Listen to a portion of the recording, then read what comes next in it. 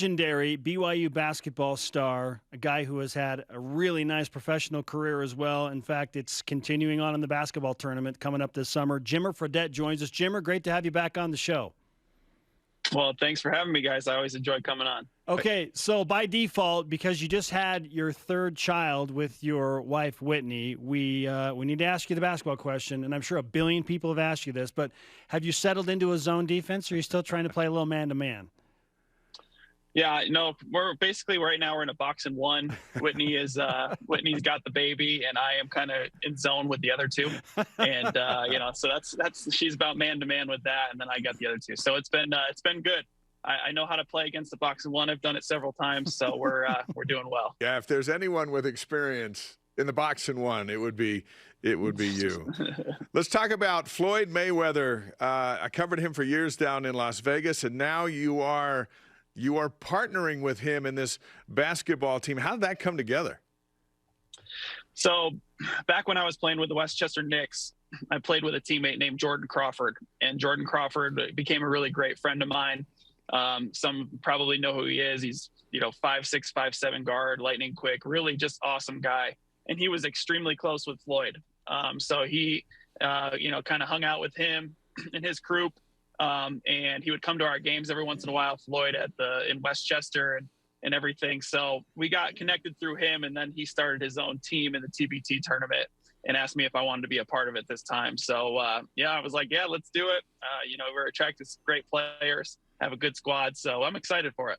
If you get in a fight with him, just remember that his jab is what he made all his money on. So protect yourself from the jab. I will not be doing that. I will say that. Jimmer, when you're approached about the basketball tournament and you had great success with Team Fredette, and that was a lot of fun for BYU fans and basketball fans in general to watch, what was appealing about it a second go-around? You'd done it, so why did you want to do it again? Yeah. Well, at this point, it's just fun, honestly. It's a fun tournament. It's kind of like a AAU tournament for older guys. Kind of just show up with your flip-flops on. You don't have to go through anything. You just show up, warm up for 20 minutes, and then play the game, and you have some great group of guys you can get together, and your own group of guys that you go out there and play with. But also, I didn't play, basketball this season. So it's fun to be able to get out and play some competitive basketball in front of fans. And kind of just go out and do my thing. So I'm excited for it. You're going to a workout right after this interview. As you take time off from basketball, and you have, as you mentioned, this year, how many shots do you have to get up before you feel like you've got your shot back? I've continued to work out this whole time. I haven't stopped working out just because first of all, I just love it. I love going to the gym by myself and just working out in general. So it'll be something that I do for probably the rest of my life, as long as my knees hold up and everything. So, but it varies.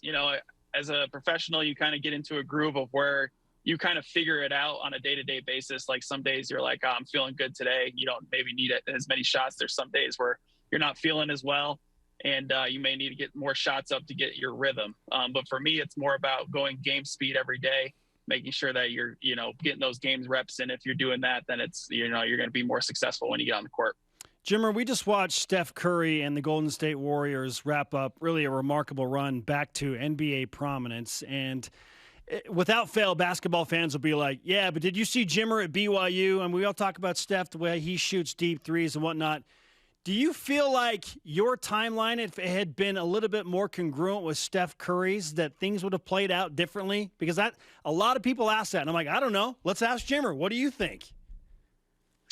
Well, Steph came into the league before I did, and so he was there earlier, but he wasn't able to be Steph for 5-6 years. It took him a little while before he actually got on the court where he was actually able to kind of shoot these shots and do this type of stuff. So, I feel obviously when I came into the league, it was a little bit more even, 10 or 11 years ago, a little bit more regimented of like, are you a point guard? Are you a two guard? They were trying to slot you into a different spot instead of now where everyone's just kind of a guard and there's multiple positions, you kind of interchangeable type deals, and they don't really care as much. They just want guys that can shoot the ball from range and kind of play multiple positions, handle it, play off the ball, that type of thing. I think, a couple of years later probably would have benefited me, but at the same time, sometimes things happen the way that they happen for a reason. And, I did the best I could and put out my effort and,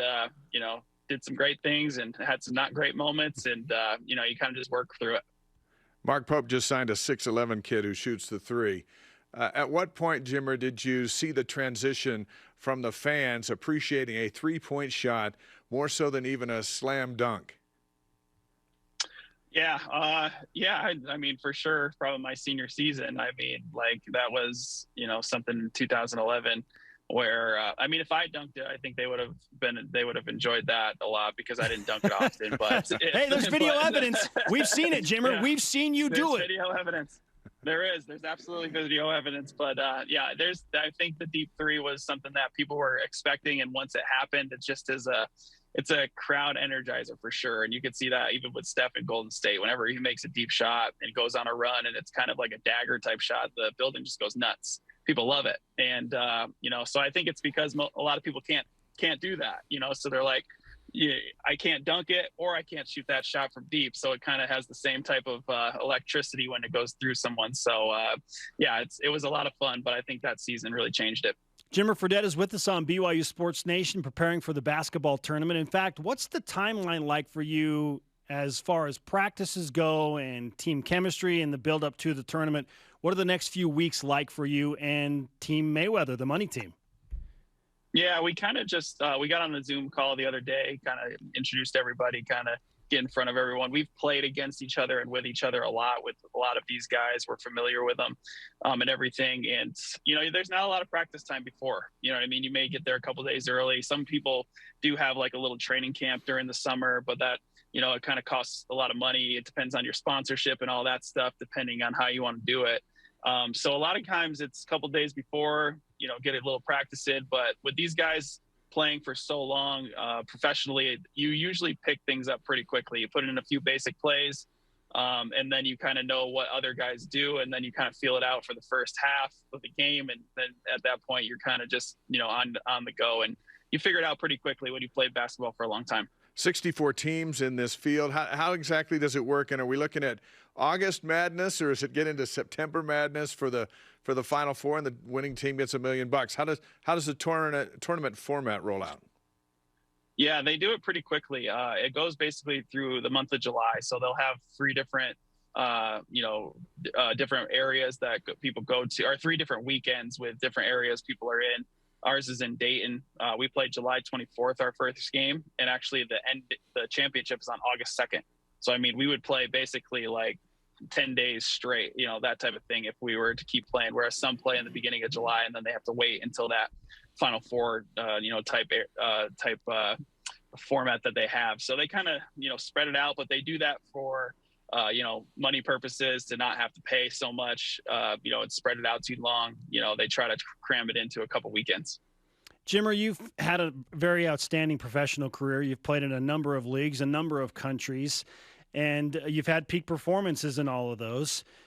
People can't help but wonder, okay, after the basketball tournament, because, we're sure you're going to do what you do, man. You're going to put on a show. People are going to take notice. What does the basketball road hold for you after the basketball tournament? It's a great question. Honestly, I truly don't know at this point. I've played for, over 10 seasons at this point. I've had a great professional career, and I obviously feel well enough to be able to continue to play. But it's going to definitely take the right situation for me to go into. I'm not worried necessarily as much about the money of it or anything like that. I'm more concerned about lifestyle, family, being able to enjoy my time wherever it is that I go. So I'm going to probably wait my time and see what that situation is, and kind of figure it out at that point. But it's definitely more about fit and anything than money at this point. You do seem to have a spark when it comes to teaching with your apps and TikToks and growing the game for a lot of kids all over the place. You enjoy that? Yeah, I do. It was something I started a while back, and people really started to enjoy it. A lot of kids and parents would come up to me and be like, I watch your videos all the time. Please keep doing them. So, it just kind of was, something natural for me. I was working out anyway, so I was like, just put up a camera and do some of these instructional videos. And that's something that I've done my entire life. One thing, for me was that I'm not the most gifted athletically. I wasn't the tallest, the longest, that type of person. So I had to work on my game a lot to get to the skill level to where I had to be. So I have a lot of knowledge of workouts and what I did to try to get better. And I just felt like it was something that I should probably do. And it's been well received. Jimmer, when you look at your professional career, like I said, you've had some incredible moments. Like just the other day, I was watching you go nuts in Madison Square Garden. It popped up on my YouTube feed. So I was like, yeah, I'm going to watch Jimmer torch the Knicks with the Sacramento Kings because it's fun. Okay, that's an unforgettable moment in front of your family and friends in New York. Then you dropped 73 in the CBA, which was just wild and kind of went viral in the basketball world. What's your peak performance in your professional career? Like what has been your peak performance? Yeah, that's a great question. I mean, I think probably the one game where I had 75 in China. So I was fortunate. I had three games where I scored over 70 in China, and so it happened 3 out of the 4 seasons, and like it just kind of happened. All of a sudden, but that one game when I scored 75, I only had 2 points in the first quarter, and so then the rest of the 3 quarters I was able to really score the basketball really well. The rest of that game, and I just felt different that game. It was I don't know, it was really weird. Like anytime you just shot the ball, it was going in. It didn't matter where. My teammates were getting me the ball everywhere, setting me screens everywhere, and it just kind of was one of those deals. But you usually don't feel better than after scoring a 70-point game. Yeah. It's been 5 years. You dropped 75 points, which is just insane. I've never had that feeling. I'm going to go my whole life and never have that feeling. 40 points in the fourth quarter. What is going through your mind as you reflect on that? Like, what's in your head? Well, it was funny because we were down that game, and I was just trying to come back and win. And like I said, I was just starting to shoot the ball really well, and I saw like we were down over 10 points, and I was like, I got to start shooting some threes to try to get us back into it. And we started getting some turnovers, and I started getting transition threes, and we just played super fast pace that game. Like at the end of the second half, just every time either make or miss, we were transition screen into a shot, or whatever it was. So I was just, in a flow, and my teammates knew it, and they just got me the ball as best they could. Hey, last question for you. Andrew Mickelson's going to join us here in studio in a few minutes. Former BYU punter, now an MMA guy. You might have seen his highlights on YouTube. Unbelievable. Yeah. I'm not fighting him either. Well, our question is, if you were to join the MMA, which former teammate would you want to face in the octagon?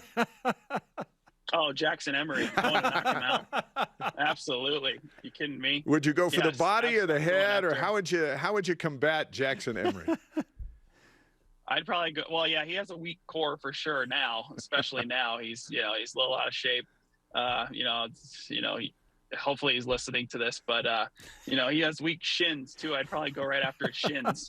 He'd probably just be down for the count. It sounds like he wouldn't even pass the physical just to get in there, but he might not. Yeah, no, he might not. Fredette and Emery, that's something. Yeah, that's a blockbuster. That's for a sure. Blockbuster. Well, whether it's MMA or whatever you're going to pursue after basketball, Jimmer, we appreciate that you make time for us. And just know, if you're a coach or whatever it is you decide to do after basketball, there's always a spot for you here in Studio B and courtside at the Marriott Center if you want to analyze basketball. That is if you can, handle us and specifically handle Jerem Jordan, who conveniently is not here today. Yeah, I don't know what's going on there. He definitely there's something going on there. I'll have to text him afterwards. But yeah, we'll do that. We'll have to do that. We'll have to do that one game this year and see how it goes. That'll be fun. Love it. Thanks, Jimmer. Okay, thanks guys. We'll talk to you soon. Jimmer